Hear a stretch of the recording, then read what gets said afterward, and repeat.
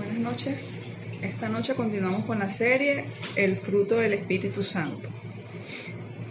Nos corresponde compartir en nuestro altar familiar acerca de benignidad y bondad.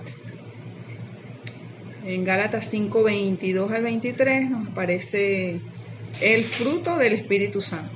Habíamos tocado en clases anteriores que que es un solo fruto, pero que tiene varias características, que son amor, gozo, paz, paciencia, benignidad, bondad. Todos estos, hasta ahora hemos tratado de fe, mansedumbre, dominio propio. Todos estos como características del fruto del Espíritu Santo, partiendo del amor, que es la primera característica. Todos ellos se sustentan en el amor. Entonces tenemos que la benignidad y la bondad están ampliamente relacionadas una característica con la otra. La benignidad tiene como sinónimo más cercano amabilidad. Benignidad se relaciona con amabilidad. Bondad se relaciona con generosidad. Pero benignidad es bueno. Sí, también bueno en carácter. Es ser bueno. Bueno en carácter. La benignidad tiene que ver con la suavidad. Y la bondad tiene que ver con la acción de ser bondadoso, o sea, de ser bueno, dadivoso. Pero la benignidad tiene que ver con la suavidad del carácter. Tiene que ver con la amabilidad, con ser amable. Tranquilidad del espíritu, una disposición reposada para tratar con cortesía. No anda malhumorado o amargado. La persona benigna. Al contrario, es contraria a la dureza. Endulza el carácter irritable. Se exterioriza mediante palabras amables y actos considerados. Tenemos como primer punto que la benignidad es atribuida a Dios como uno de los atributos morales. La benignidad es atribuida a Dios, o sea, Dios es benigno en todo su esplendor, en todo el esplendor de... Es bueno, Dios es bueno, es benigno, es amable. Y la benignidad es un atributo moral del creyente. Exacto, es un atributo moral y este se relaciona con la conducta del creyente. La moral está muy relacionada con la conducta del creyente. Eso lo vamos a ver reiterativamente en el Nuevo Testamento, principalmente en las cartas de Pablo y en la primera carta de Pedro. Vamos primero a Efesios 4, 31 y 32. Allí podemos observar en la versión de Reina Valera de 1960 que nos dice la nueva vida en Cristo. Y pudiéramos decir que son como especie de deberes del creyente. Fíjense que decíamos que es un atributo moral y se relaciona con la conducta, o sea, con el conducirse del creyente, con el actuar del creyente. Y les dije también que la benignidad se exterioriza en actos considerados. Entonces vamos a leer allí Efesios 4, 31 y 32. En nombre del Padre, del Hijo y del Espíritu Santo leo. Quítense de ustedes toda amargura, enojo, ira, gritería y maledicencia, y toda malicia. Antes, sean benignos unos con otros, misericordiosos, perdonándose unos a otros, como Dios también les perdonó a ustedes en Cristo. Allí fíjense que dice, quítense de vosotros toda amargura, enojo, ira, gritería, maledicencia, malicia. Todas ellas obras de la carne. Y decíamos que la benignidad es contrario a dureza. O sea, la benignidad tiene que ver con docilidad de la persona, del carácter, es suavidad del carácter. Antes Sed benignos unos con otros, misericordiosos, perdonando unos a otros. Siempre vemos acá como Dios también os perdonó a vosotros en Cristo. O sea, siempre colocándonos como ejemplo a Dios. Porque la benignidad está atribuida a Dios. Entonces aquí dice, perdonando unos a otros como Dios también nos perdonó en Cristo Jesús. Ahora, en Primera de Pedro, allí vamos a ver otra manera como debe conducirse el creyente en cuanto a la benignidad. Quien lo tenga, lo va leyendo. Versículo. Perdón. Primera de Pedro 2:3. ¿Pero qué? Primera de Pedro, capítulo 2, versículo 3. versículo 3. Si es que han gustado la benignidad del Señor. Perdón. 1, 1, 2, 3. Desechando pues toda malicia, todo engaño, hipocresía, envidias y todas las distracciones, deseen como niños recién nacidos la leche espiritual no adulterada, para que por ella crezcan para salvación, si es que han gustado la benignidad del Señor. ¿Vieron cómo se asemeja? Que primero nos nombran allí características de la carne: engaño, hipocresía, envidia. Y luego nos exhorta a que deseemos como niños recién nacidos la leche espiritual no adulterada, para que crezcamos en salvación, si es que conocemos de la benignidad del Señor. Y allí mismo en Primera de Pedro, pero capítulo 3, 8 y 9. En nombre del Padre y del Espíritu Santo. Finalmente, sed todos de un mismo sentir, compasivos, amándoos fraternalmente, misericordiosos, amigables, no devolviendo mal por mal, ni maldición por maldición, sino por el contrario, bendiciendo, sabiendo que fuisteis llamados para que heredáis bendición. Bendición. Heredáis. Muchas veces hemos escuchado que somos bendecidos para bendecir. Y si nosotros hemos recibido de Dios y de Jesucristo benignidad, amor, entonces nosotros debemos, eso es una bendición, recibir eso. Debemos nosotros también volcar todas esas bendiciones en nuestro prójimo. Ahora vamos a Colosenses. Aquí estamos haciendo un pequeño paseo por los diferentes deberes y exhortaciones que nos hace Pablo con respecto a nuestro conducir como creyentes. En Colosenses 3:12. En el nombre del Padre, del Hijo y del Espíritu Santo. Vestidos pues como escogidos de Dios, santos y amados, de entrañable misericordia, de benignidad, de humildad, de mansedumbre, de paciencia. Y segunda de Timoteo 2, 24 y 25. Porque el siervo del Señor no debe ser contencioso, sino amable para con todos, apto para enseñar, sufrido. 24 nada más. 24 y 25. Que con mansedumbre corrija a los que se oponen, por si quizás Dios le conceda que se arrepientan para conocer la verdad.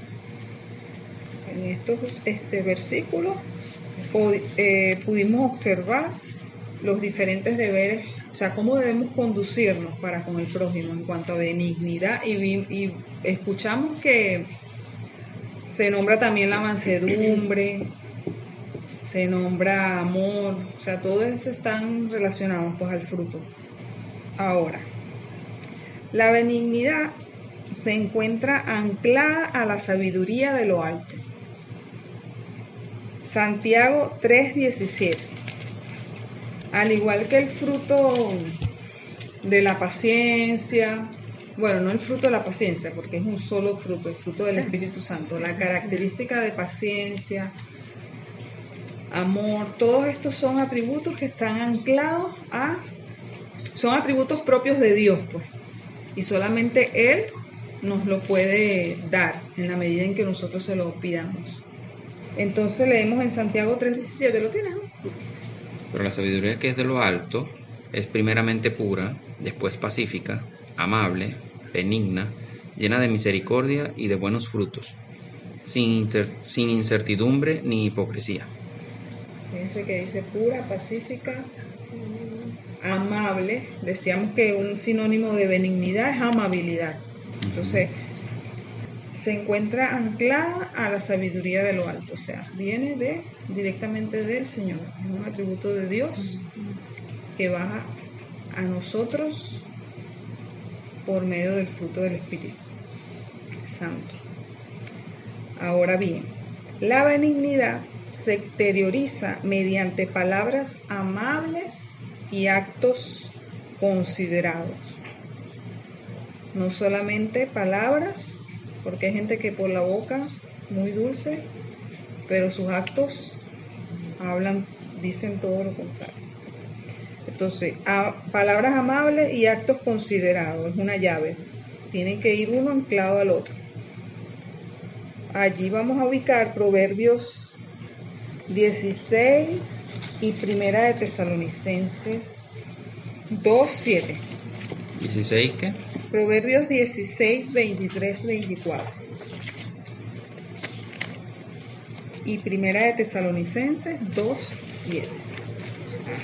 Dice aquí: el corazón del sabio hace prudente su boca y añade gracia a sus labios. Panal de miel son los dichos suaves, suavidad al alma y medicina para los huesos. ¿Qué proverbio es ese? 15. 16, 23, 24. Allí vemos que hablábamos de la sabiduría de lo alto y acá dice: el corazón del sabio hace prudente su boca. Antes de decir una palabra hiriente o decir algo que desagrade al oyente, él hace prudente su boca y añade gracia a sus labios. Tú puedes decir, o sea, hacer una exhortación, si lo haces con prudencia y con gracia, la persona te lo va a recibir como que si no lo estuvieses exhortando. A que cuando tú lo haces con agresividad, se predispone el oyente y no le agrada. Y luego dice en el 24, panal de miel son los dichos suaves, suavidad al alma y medicina para los huesos. La benignidad, una de las características de la benignidad es que, o sea, la suavidad, lo amable. Y Primera de Tesalonicenses 2:7. ¿Lo tienes? No. Primera de Tesalonicenses 2:7. Y allí, o sea, no, en Proverbio 25. Proverbio 25.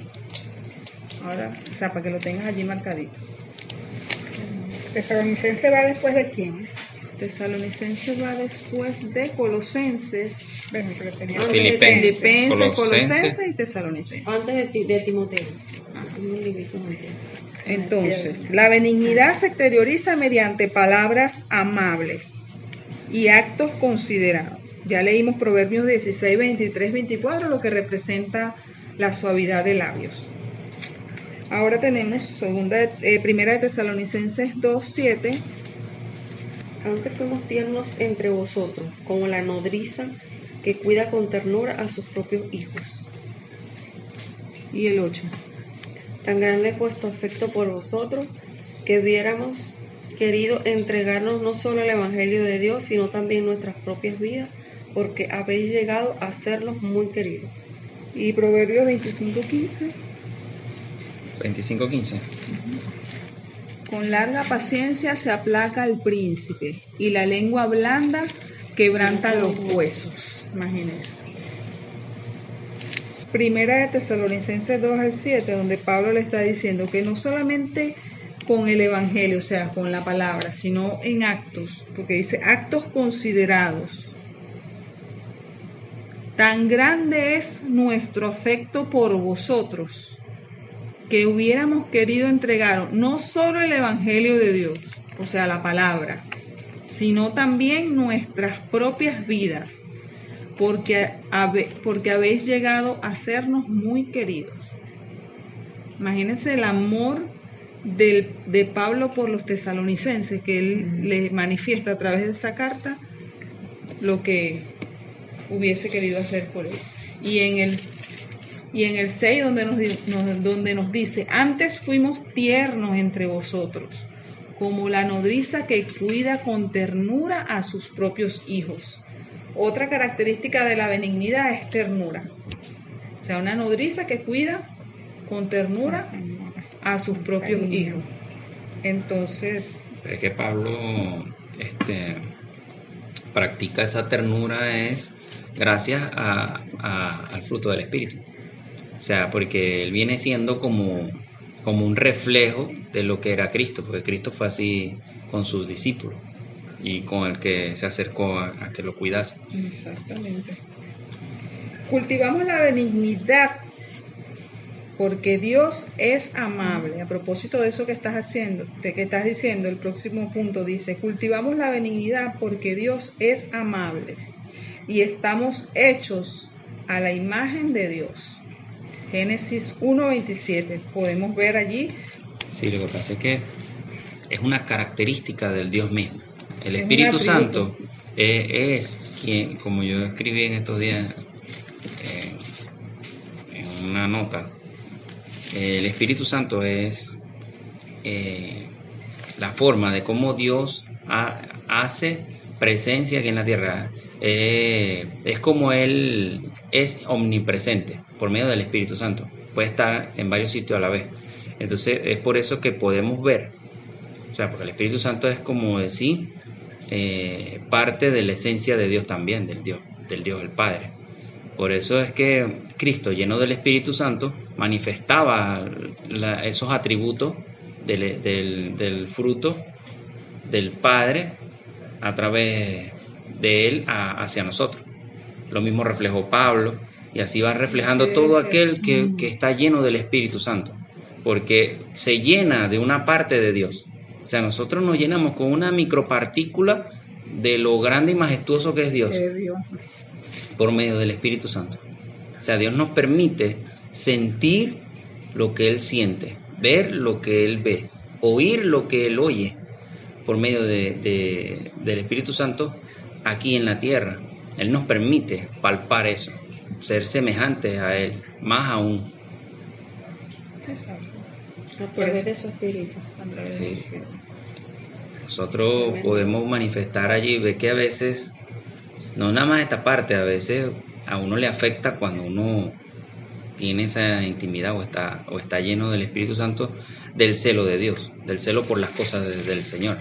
Y eso es por medio del Espíritu Santo, que tú sientes celo ferviente por las cosas del Señor, como cuando Cristo tiró las mesas de los cambistas, es porque Él tenía el celo del Señor, y ese celo lo manifiestas es por medio del Espíritu Santo, que fue el mismo celo que tuvo Elías cuando él se enfrentó a todos los profetas de Baal y de Acera.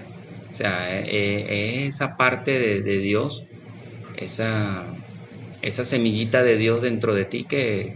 Igualmente cuando él le dijo a Moisés que él le mostraría su bondad a lo largo de la trayectoria en el desierto. Porque él dejaba reposar el Espíritu sobre él. Yo les voy a mostrar mi bondad.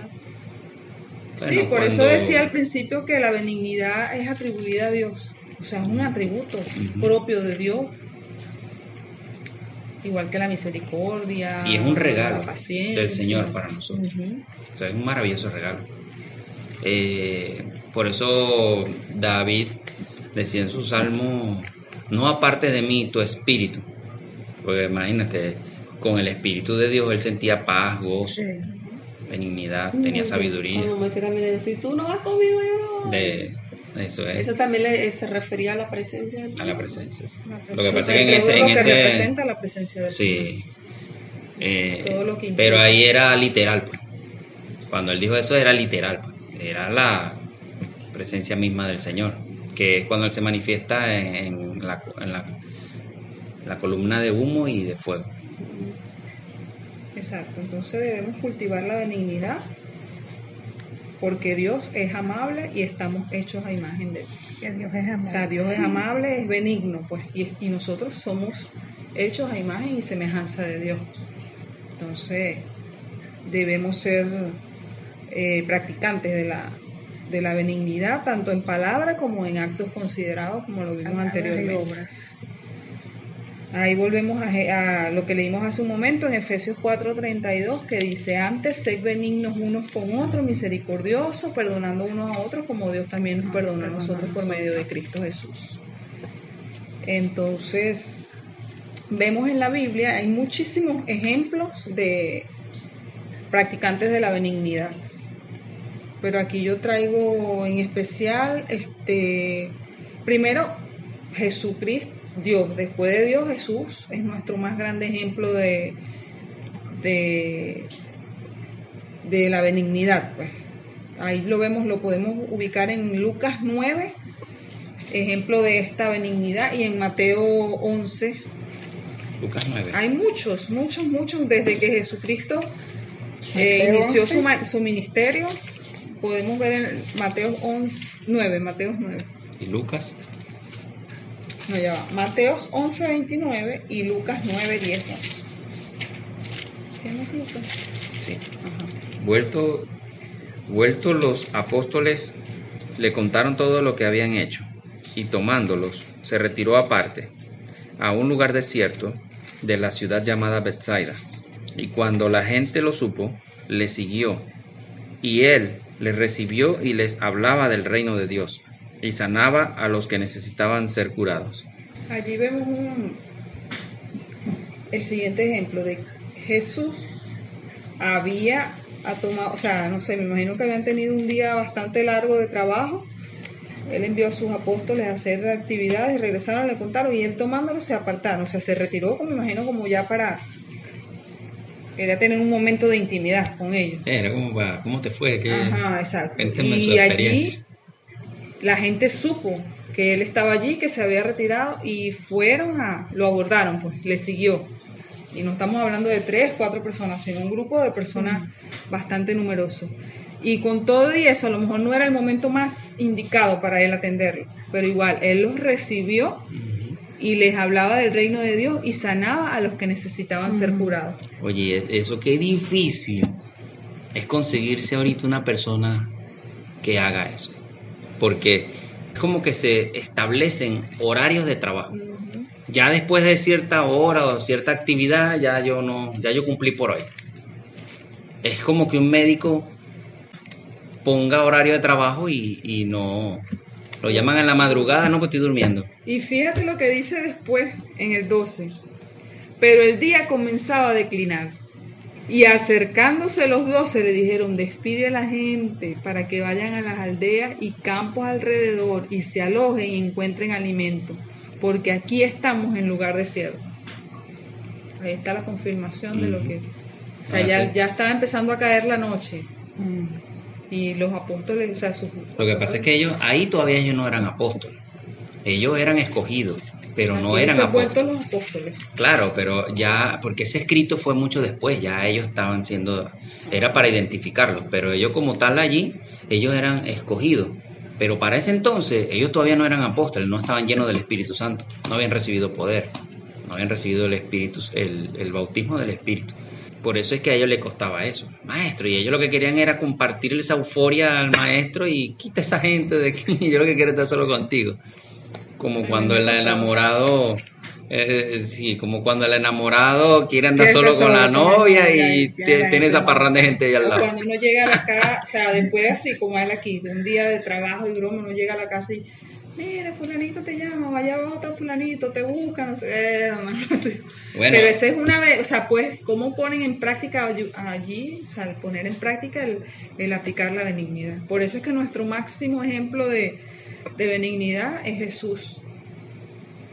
No, y eso después se ve 29. Cómo lo hizo Pablo también, porque Pablo es otro que ese no... Llevad mi yugo sobre vosotros y aprended de mí, que soy manso y humilde de corazón, y hallaréis descanso para vuestras almas. Ve como dice, hallaréis descanso para vuestras almas. O sea, pongan esas cargas en mí y sigan mi ejemplo, que soy manso y humilde de corazón. Aquí estamos hablando y hay, como les dije, muchísimos ejemplos de siervos de Dios aplicando esta característica del fruto del Espíritu Santo, de Pero la es que, benignidad. ¿sabes qué es importante allí? La obediencia. O sea, el secreto de eso es la obediencia. O sea, la obediencia o el temor de Dios, pues la obediencia a la palabra de Cristo, porque fíjate que Él dice aquí, lleva mi yugo sobre ustedes, o sea, lleven mi yugo sobre ustedes y aprendan de mí, que soy manso y humilde de corazón, y hallarán descanso para sus almas.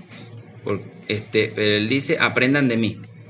Y hay otra parte donde dice, y Pablo dice más adelante, sean imitadores de mí como yo de Cristo.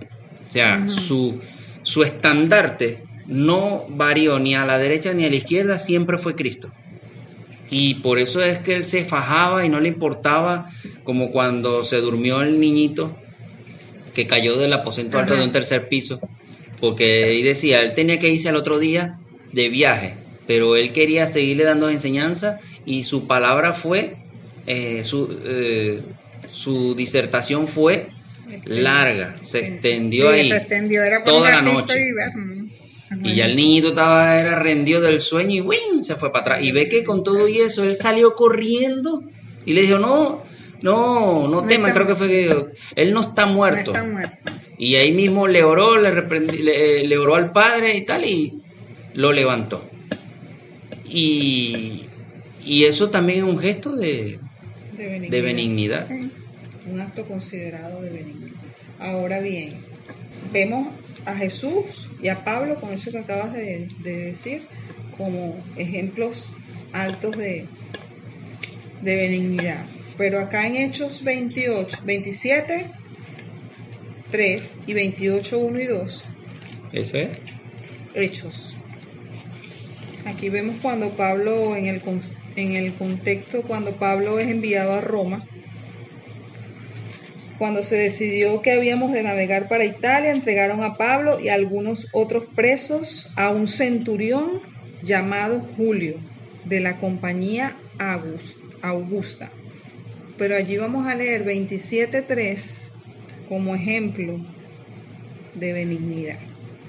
Al otro día llegamos a Sidón y Julio, capítulo 27, 27:3. Y Julio, tratando humanamente a Pablo, le permitió que fuese a los amigos para ser atendido por ellos. Allí resalta el tratando humanamente a Pablo. Imagínense ustedes, un preso que tenía que ser trasladado hasta Roma y este centurión llamado Julio, exacto, permitió de que fueran los amigos y lo atendiesen, imagínense. Y igual mismo allí en 28, allí mismo en Hechos 28,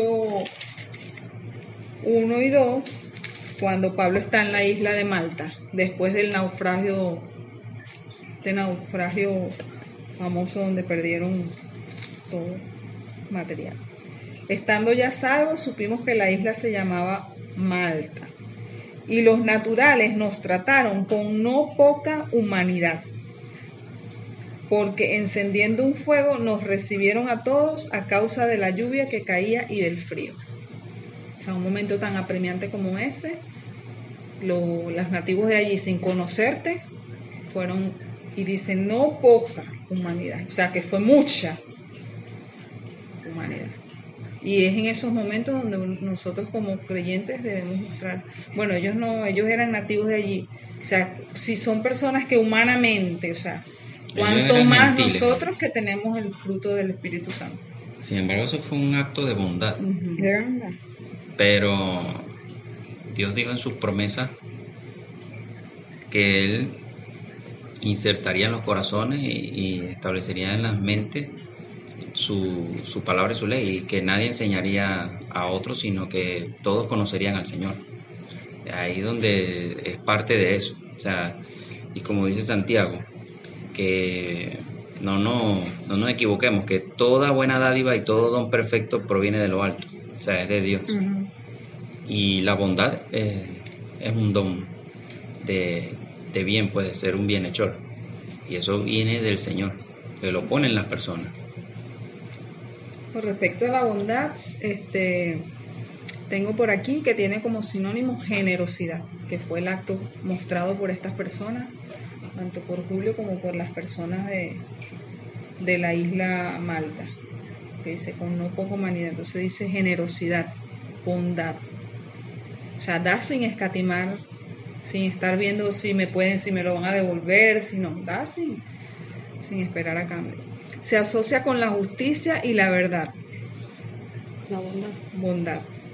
Rectitud de corazón y de vida. El fruto de la bondad se relaciona con lo bueno, con ser benevolente, amable e intenta procurar siempre la ayuda a otro. Decía hace un rato que somos bendecidos para bendecir. Jesús fue el hombre más compasivo y bondadoso que hubo sobre la tierra. Él sufría por la necesidad de su prójimo y trataba de suplir al máximo las necesidades del prójimo. Vemos en Efesios 5:9, un versículo cortito pero poderoso, que lo consiga primero va leyendo.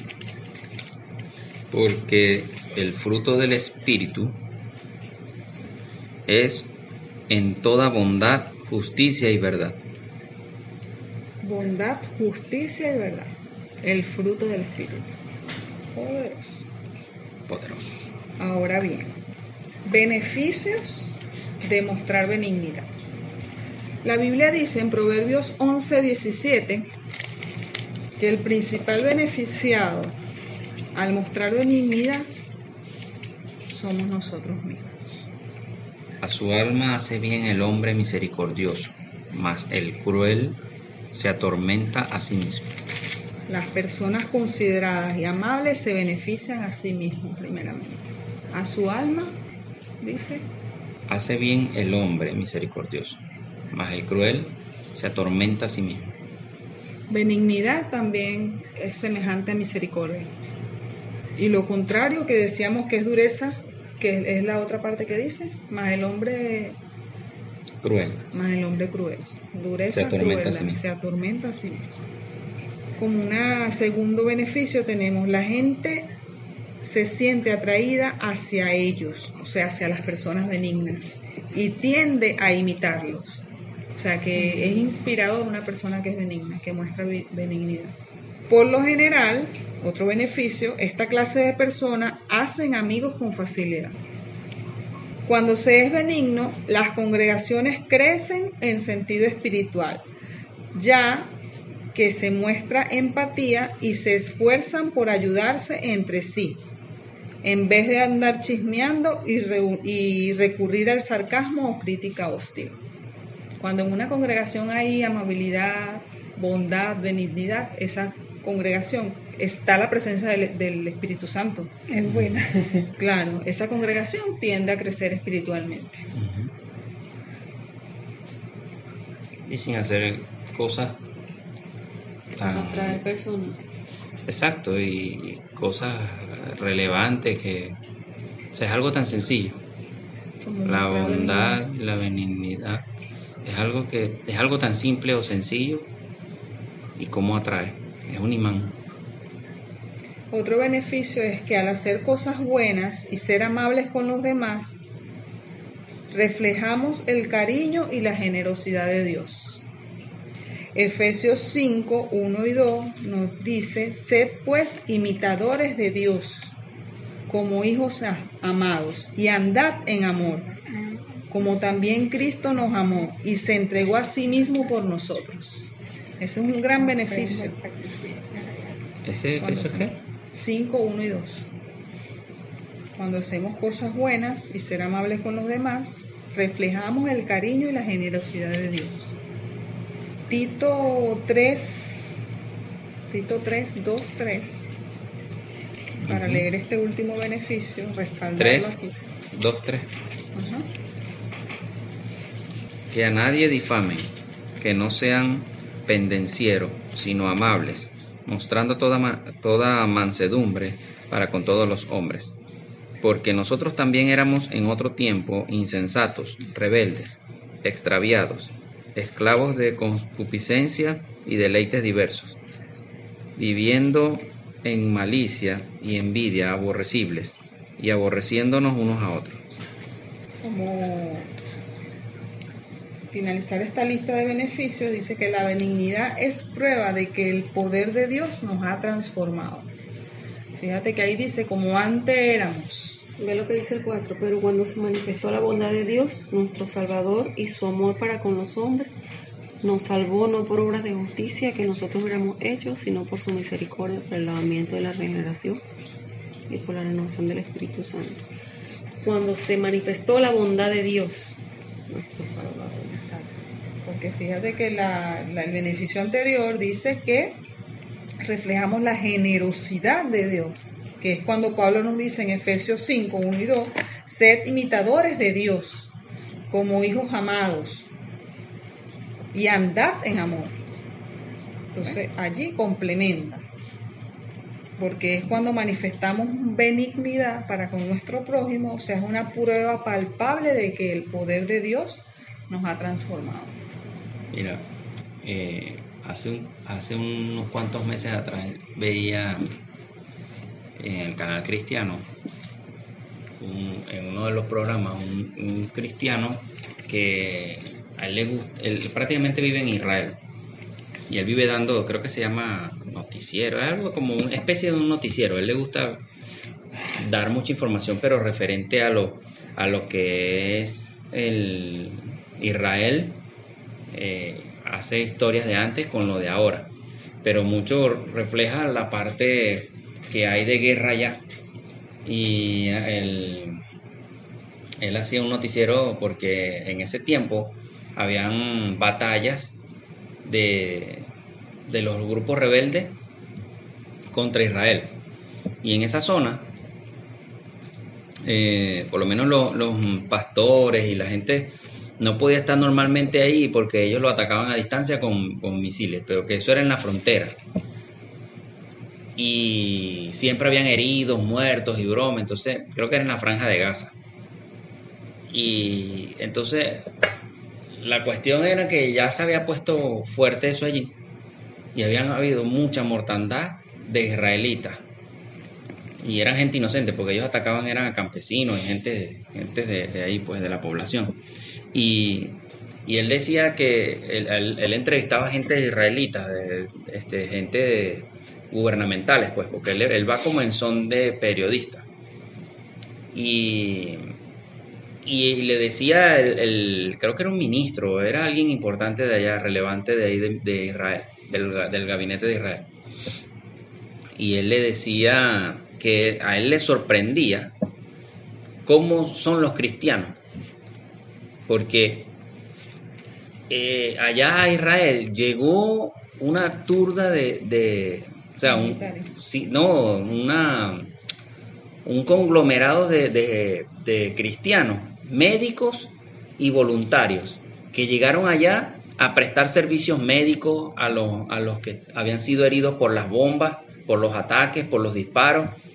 Llegaron con insumos, con alimentos, provisiones y cosas así, pero ellos se abocaban a atender a todas las personas, todas.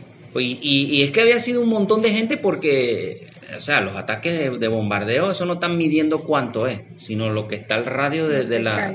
Sí, entonces eran mucha gente y los ataques eran constantes. De hecho, él fue hasta esa franja. Y le decía el hombre de Israel que a él le sorprendía eso, como los cristianos. Él dice, de verdad que para nosotros es admirable lo que hacen ustedes los cristianos, le decía él, porque se entregan sin miramiento. Ellos no están haciendo escogiendo sí, qué tipo de religión, si creen o no creen, o sea, nada. Ellos fueron cumpliendo, son simplemente lo que en su creencia es su estandarte, y ellos fueron a hacer eso. Entonces a él le llamaba mucho la atención y le emocionaba, porque como ellos, siendo cristianos y a pesar de ellos no compartir esa religión o esa creencia, como ellos iban hasta Israel a ayudar a gente que no creen, pues. Y eso le llamaba la atención porque otras naciones no lo hacían y otras gentes no lo hacían. Y estar de frente en medio de las batallas, de las guerras, de los plomos, sin importar Arriesgando perder tu la vida, vida, sí, arriesgando, eso era sí. admirable de ser. Cosa que a él le llama mucho la atención sobre eso. Que él piensa que eso, claro, el tipo le responde y le dice que eso es la enseñanza que dejó Cristo, amar al prójimo, amar a tu enemigo y todo eso, le ministró un poquito ahí. Y de verdad que eso es admirable y es lo que Cristo nos quiso impartir, mostrándonos al Padre por medio de él, el amor, la bondad, la benignidad, la fe, el gozo, la mansedumbre del Padre en él y dándolo como legado, como dijimos hace rato con Pablo, porque a mí me maravilla el Señor, porque la gente siempre que tú le hablas estas cosas de Jesucristo dice, bueno, pero o sea, para el que cree que él es hijo de Dios, dice, bueno, pero es que él era el hijo de Dios. O sea, si Dios es bueno y su hijo, o sea, es normal, pues. Se supone que él vino del cielo, para el que cree en cuanto hasta ese punto. Y bueno, sí, pudiera ser que sí, que eso no fue así, porque Cristo se despojó de su deidad y de toda su naturaleza divina para llegar a ser como un hombre, viniendo de la nada, de cero.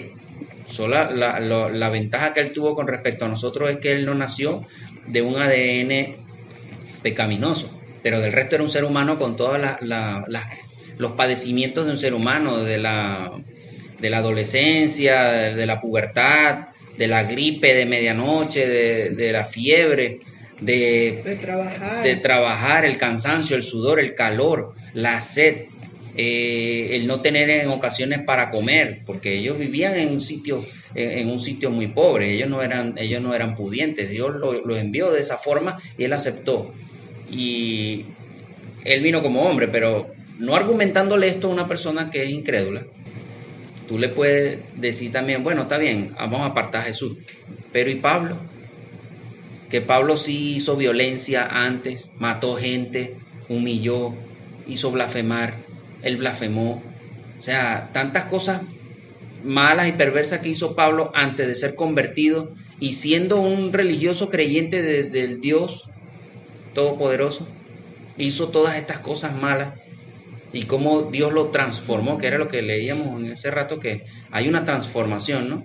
Que eso viene a transformar la benignidad. Una prueba de la transformación que Dios ha hecho en nosotros. Exacto, y ahí tú te das cuenta cómo él, lleno de ira, lleno de enojo, respirando venganza y violencia, cómo se convirtió en una persona mansa y misericordiosa.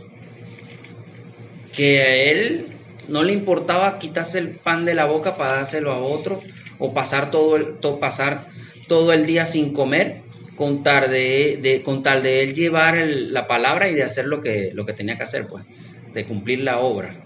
Eso es admirable también. Tú ves cómo Dios transforma y por medio del Espíritu Santo, de la llenura del Espíritu Santo, es algo que nosotros en nuestra naturaleza humana netamente no vamos a hacer. Pudiésemos llegar a tener algo de benignidad, como el pueblo de Malta o como el centurión. Eso es un detalle, es un buen don que Dios puso en ellos. Pero el centurión mataba gente y la gente de Malta tendrían sus defectos también, porque ellos no estaban llenos del Espíritu Santo. Pero Dios puso gracia en ellos, le dio para que cumplieran el propósito en Pablo, para que lo ayudaran. O sea, ya Dios de antemano ya había dispuesto de que ellos nacieran así. Pero es simplemente una característica. Por eso te digo, o sea, nosotros humanamente pudiéramos llegar a tener cierta bondad por unas personas, pero por otro lado vamos a ser muy, muy toscos o perversos o malos. Vamos a tener nuestro grado de maldad. Pero cuando tú te llenas del Espíritu Santo genuinamente y tú dejas que Dios transforme tu vida, ahí tú ves ese reflejo. Ahí tú dices, verga, ¿cómo es verdad que fulanito o fulanita era de esta forma y ahora es de esta? Como ese cambio radical de Pablo. Eso fue un cambio radical. Siendo un hombre iracundo, violento, rencilloso, ve cómo se convirtió en una persona llena de la bondad de Dios, del amor de Dios, de la compasión, de la benignidad. O sea, y eso pasa también hoy en día, eso no se quedó en la Biblia. Eso hoy en día podemos disfrutar de eso, porque el Espíritu Santo sigue vivo. La palabra de Dios no pasa, pasará el tiempo, pasarán los cielos, pero la palabra de Dios no pasa. Y eso son promesas. El Espíritu Santo está vivo, está activo en esta tierra hasta que Dios lo recoja, porque va a llegar un tiempo, como está escrito en las revelaciones de la Biblia, de que el Espíritu Santo va a ser recogido de la tierra. Y vamos a vivir como vivieron, los que estemos para ese entonces, vamos a vivir como vivieron en un principio, cuando el Espíritu Santo no estaba, sino a los que Dios se lo designaba, a los jueces, a los profetas. Pero el resto tenía que vivir de lo que pudiera hacer, como la gente de Malta, defenderse con sus virtudes y luchar con sus desvirtudes. Pero el Espíritu Santo es un gran ayudador para nosotros, porque es el que nos corrige, es el que nos consuela en los momentos de dolor, también en los momentos de fallo, también en los momentos de equivocación, también en los momentos de ira.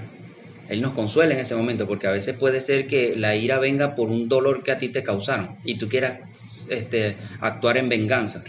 Y viene el Espíritu Santo y te consuela, te calma y viene y activa su fruto de la paz en ti. Y eso te ayuda y empieza a hacer más suave tu proceso. Y cuando tú avanzas y traspasas este proceso, empiezas ya a tener dominio y control de ese fruto. Y ese es lo bueno de tener el Espíritu Santo. Y es algo que deberíamos todos, como dijo Pablo cuando llegó a Tesalónica, fueron llenos del Espíritu Santo. Ni siquiera conocían que era eso. Bueno, ¿y de qué fueron bautizados ustedes? Bueno, del bautismo de Juan. No, que bautizarlo como es debido. Y tumbó todo eso y volvió a hacerlo. Pero porque es preciso que tengamos el Espíritu Santo dentro de nosotros para poder avanzar y dar frutos genuinos de arrepentimiento y dar frutos genuinos de lo que es ser un seguidor de Cristo. De lo que es ser un hijo de Dios. Un hijo amado. Y eso es bien difícil hacerlo en la carne. O sea, hacerlo con tu fuerza, con tu voluntad, con tus dones. Eso es bien difícil. Que lo de la carne se resiste a lo del espíritu y lo del espíritu a la carne. O sea, es una cosa o la otra, no pueden ser las dos. Aparte que las obras de la carne son completamente contrarias al fruto del espíritu. Así que a todo oyente exhortamos a la búsqueda de la intimidad con Dios, el llenado del Espíritu Santo, el avivamiento, y como decíamos en clases anteriores, el evento de ser bautizado por el Espíritu es uno en la vida, pero el ser llenado es continuo. Y entonces los invitamos a que el que no esté lleno del Espíritu Santo sea lleno, busque a alguien o busque intimidad, lea la Biblia, ore, haga sacrificio de alabanza, haga ayuno, busque del Señor en intimidad. Y el que lo tenga, mantenga ese ritmo continuamente del llenado del Espíritu, que es por estas cosas también, leer la palabra, orar, pasarse con gente que esté lleno del Espíritu Santo, con gente que estén ungidas, que tengan un don, que tengan un talento, que tengan los frutos manifiestos, porque dice la palabra de Dios que el hierro se afila con el hierro. Eso es andarte con gente que te puedan edificar. Si los mismos conferencistas hablan de eso, los que te hablan de prosperidad y de crecimiento y de emprendimiento, te dicen eso. Júntate con gente que te vayan a ayudar a ti a emprender. Júntate con gente exitosa para que obtengas éxito, para que adquieras de él el conocimiento, la sabiduría, la experiencia. ¿Cuánto más nosotros? ¿Cómo que dice el proverbio? De que se junta con sabio, aumentará el saber. Sí, así mismo. Júntate con el necio y tu necedad será mayor. Es lo mismo. Entonces, busquemos gente que den frutos del Espíritu Santo, que hagan manifiesto los dones. Salud. del Espíritu Santo, que tengan sabiduría, que tengan ese amor, ese fervor por el Señor, para que tú te contagies. Es importantísimo el llenado para poder cumplir la obra. Mucha gente en este tiempo de pandemia qué difícil le es sostenerse, mantenerse en calma, en serenidad, en paciencia, esperando en el Señor, de que venga la provisión, de que venga el dinero, de que vengan los alimentos, de que tú estés en calma, en armonía en tu casa. Eso sí es bien difícil, pero por eso no están llenos del Espíritu Santo. Incluso mucha gente que asiste a iglesia, cualquiera sea su denominación, porque no les hace falta eso. Esperemos que les haya gustado y nos vemos en la próxima.